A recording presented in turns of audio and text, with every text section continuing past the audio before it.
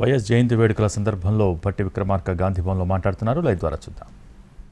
ఈరోజు తెలంగాణ రాష్ట్రం పెద్ద ఎత్తున ఆర్థిక అభివృద్ధిలో ముందుకు ప్రయాణం అవుతా ఉందంటే, వడివడిగా సాగుతుందంటే వారు అందించినటువంటి ఔటర్ రింగ్ రోడ్డు కానీ, వారు ఇచ్చినటువంటి ఇంటర్నేషనల్ ఎయిర్పోర్ట్ కానీ, లేకపోతే ఇక్కడ ఇచ్చినటువంటి అనేక ఇన్ఫ్రాస్ట్రక్చర్ కార్యక్రమాలు కానీ, ఈరోజు ప్రపంచం అంతా హైదరాబాద్ చుట్టూ చూసే విధంగా వారు వేసినటువంటి దీర్ఘకాలికమైనటువంటి పునాదులు, మనకు అందించినటువంటి ఈ ఇన్ఫ్రాస్ట్రక్చర్ కార్యక్రమాలు ఈరోజు తెలంగాణ రాష్ట్రాన్ని, హైదరాబాద్ ని ప్రపంచ పటంలో ఉండేటట్టుగా చేసినటువంటి వారి కార్యక్రమాలు తప్పనిసరిగా మనందరం గుర్తుంచుకోవాల్సినటువంటి అవసరం ఉందని భావిస్తా ఉన్నాం.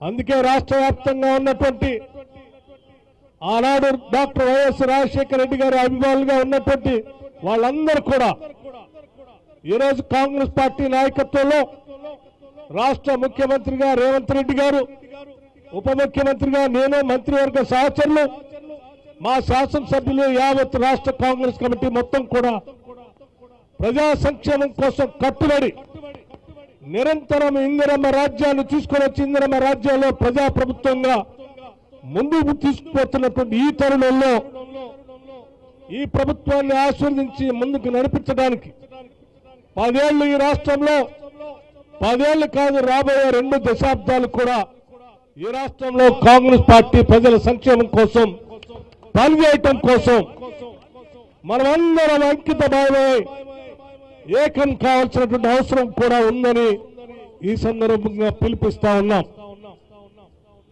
అనేక కారణాల చేత రకరకాలైనటువంటి వ్యవస్థలు జరిగినటువంటి పరిణామాల వల్ల కాంగ్రెస్ పార్టీకి దూరంగా వెళ్ళినటువంటి నాయకులు కానీ, మిగతా వాళ్ళు కానీ ఈరోజు పెద్ద ఎత్తున కాంగ్రెస్ పార్టీ ప్రభుత్వం చేస్తున్న కార్యక్రమాలు నమ్మి భారీ ఎత్తున ఈరోజు కాంగ్రెస్ పార్టీలో చేరికలు జరుగుతూ ఉన్నాయి. ఇదే ఈ రాష్ట్ర ప్రభుత్వం బాగా చేస్తుందని చెప్పడానికి సూచకులుగా కూడా నేను మీ అందరి ముందు దృష్టికి తీసుకొని వస్తా ఉన్నాను. ఈ సందర్భంగా రాష్ట్ర వ్యాప్తంగా ఉన్నటువంటి రాజశేఖర రెడ్డి గారి ఆ రోజుల్లో కాంగ్రెస్ పార్టీలో పనిచేసినటువంటి వాళ్ళు వివిధ కారణాల చేత పార్టీ నుంచి దూరంగా వెళ్ళినటువంటి వాళ్ళకు కూడా ఈ సందర్భంగా గాంధీ భవన్ నుంచి పిలిపిస్తా ఉన్నాం. అందరూ రండి, కాంగ్రెస్ పార్టీలో చేరండి. కాంగ్రెస్ పార్టీ భావజాలాన్ని తీసుకొని ప్రతి గ్రామానికి కూడా ఈ ఇందిరమ్మ ప్రభుత్వం, కాంగ్రెస్ ప్రభుత్వం చేస్తున్న సంక్షేమ కార్యక్రమాన్ని ప్రజల దగ్గర తీసుకొని వెళదాం.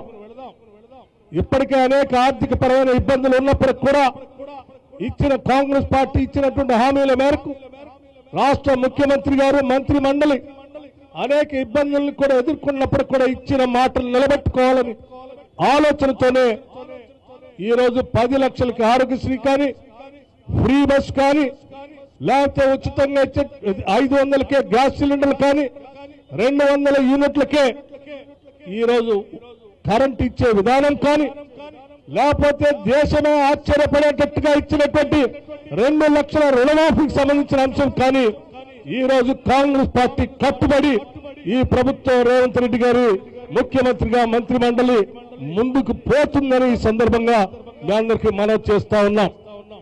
ఎన్ని ఇబ్బందులు వచ్చినా, ఎన్ని రకాల ఆటంకాలు కలిగించినా, ఆర్థిక పరమైనటువంటి ఇబ్బందులున్నా తప్పనిసరిగా ముఖ్యమంత్రి గారు ఆగస్టు 15 లోపల రుణమాఫీ చేస్తామని ఎన్నికల సందర్భంగా వారు ఇచ్చినటువంటి వాగ్దానాన్ని నిజం చేసేటట్టుగా ఈ ప్రభుత్వం నిజం చేస్తుందని చెప్పి ప్రజలందరికీ కూడా ఈ సందర్భంగా గుర్తు చేస్తూ ఎక్కడ వెనకడుగు వేయం, ఇచ్చిన హామీలన్నింటినీ కూడా అమలు చేస్తాం.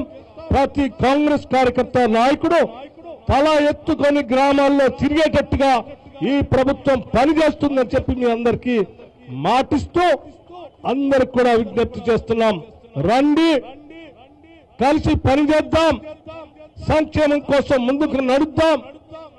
దూరంగా ఉన్నటువంటి ఆనాటి కాంగ్రెస్ నాయకులందరికీ కూడా రమ్మనిసి ఈ సందర్భంగా మీ అందరికీ మనస్ఫూర్తిగా ఆహ్వానిస్తూ మరొక్కసారి రాజశేఖర్ రెడ్డి గారు చేసినటువంటి కార్యక్రమాలన్నింటినీ కూడా ప్రజలకు గుర్తు చేస్తూ ఇంకా మరెన్నో సంక్షేమ కార్యక్రమాలు రాహుల్ గాంధీ గారి నాయకత్వంలో, సోనియా గాంధీ గారి సూచనలతో, మల్లికార్జున్ ఖర్గే గారి సారథ్యంలో ఈ కాంగ్రెస్ ప్రభుత్వం పెద్ద ఎత్తున ఇచ్చిన ప్రతి హామీని ముందుకు తీసుకొని పోతుందని సవినయంగా మనవి చేస్తూ మనందరం మరొక్కసారి ఆ ఆలోచన అంకితమని చెప్పి తెలియజేస్తూ ముగిస్తా ఉన్నాను.